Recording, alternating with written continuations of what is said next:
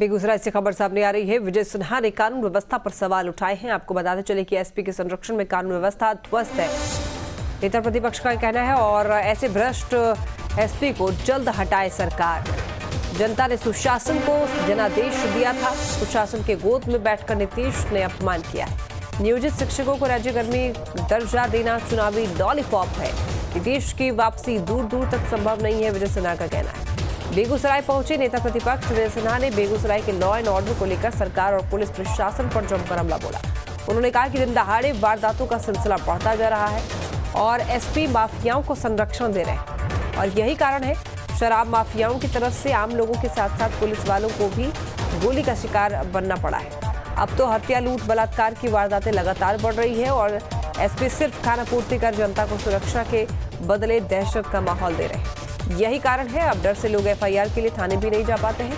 इसलिए सरकार अविलंब ऐसे भ्रष्ट बेगूसराय एसपी को क्यों नहीं हटाती, क्या मजबूरी है, खुलकर बताएं। तो वहीं सीएम नीतीश की एनडीए में वापसी पर भी उन्होंने कहा है जनता के जनादेश को उन्होंने ठोकर मारी है और जनादेश बीजेपी को मिली है। तो हमने हमेशा जनादेश के बावजूद उनको सुशासन का राज स्थापित करने का अवसर दिया। इसके बदले में उन्होंने जनादेश को ठुकराकर कुशासन के गोद का सहारा लिया।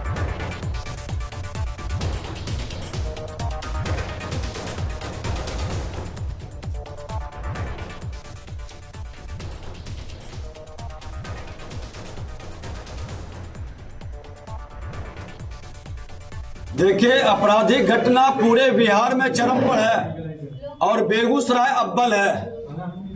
आखिर बेगूसराय के अंदर अपराधियों का मनोबल इतना क्यों बढ़ा? कौन इसके लिए जिम्मेवार है? इसकी समीक्षा सरकार को करनी चाहिए।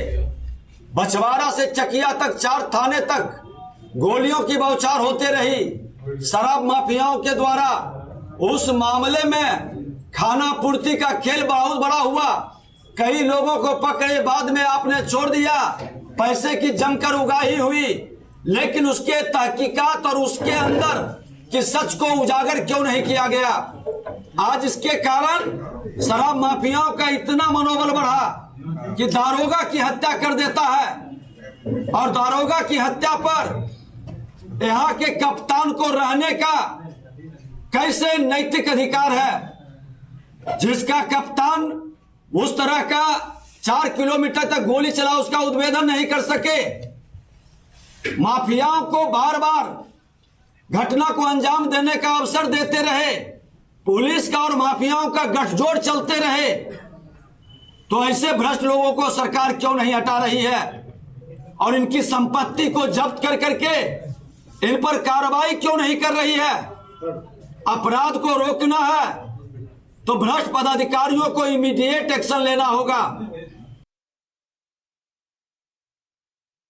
चुनाव का लॉलीपॉप भी नहीं, शिक्षकों के भविष्य के साथ खिलवाड़ है।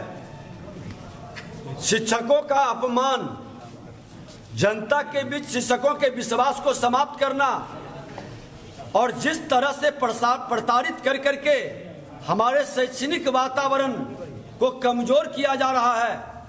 अरे आप फैसिलिटी नहीं दीजिएगा, फैकल्टी की व्यवस्था नहीं बनाइएगा, आधारभूत संरचना का व्यवस्था नहीं करिएगा और रोज नियम जारी करिएगा। ये सरकार की मंशा साफ रहती तो आप 7 निश्चय में जो पैसा लुटाने का खेल खेले, जल जीवन हरियाली में पैसा लुटाने का खेल खेले, विद्यालय बनाने में क्यों आपने रुचि नहीं दिखाया? शिक्षकों की अस्थायी बहाली, हर साल 1 लाख शिक्षक बहाल होता, कौन रोका था 33 साल में? ये मजाक है शिक्षकों के साथ और बिहार के शिक्षा व्यवस्था को बर्बाद करने का एक सुनियोजित खेल है। और अभी चुनाव का पीरियड आया है तो ये तमाम घोषणाएं करेंगे बिना नियम, कानून और आधार के, बिना आर्थिक वित्तीय व्यवस्था किए।